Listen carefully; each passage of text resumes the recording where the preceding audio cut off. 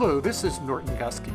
I'm going to be telling you my personal story, looking at what worked in this class, what didn't work, what I really learned about teaching, engaging learners in a COVID world. But before I begin, just look at my screen. I already have this highlighted. It's not the way I wanted it. I already am off to the wrong start.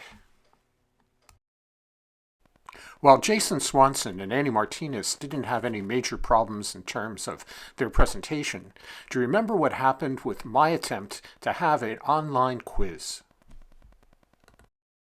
See if you can do this survey.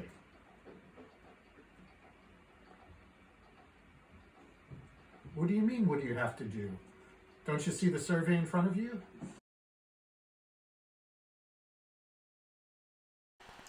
And one of the things you didn't see is that my dog Morris came in. Oh no, look, there's Morris! When Jessica Lee joined us, we discovered something about a life performance lifestyle. But what I never realized is how young kids start by doing the things that we were doing in class. Let's enjoy something that my cousin Nadine, who's in the class, shared with us.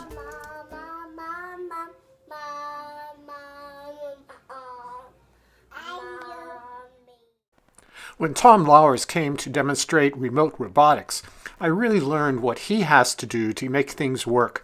I think it's really important to remember that the experts that I brought in really taught not just you, but taught me a lot about what happens with remote learning. When Deb Smallwood and Steve McIsaac came with the high school youth students and our tutor, I learned something about what you enjoy. You really enjoy the students' stories.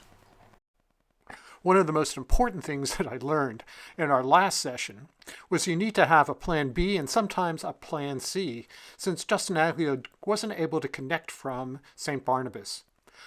Everyone had a chance to give their moonshots, and I think they're really key ideas. I really love the idea of us listening, the idea of looking for humanity, the idea of rebuilding an entire new world.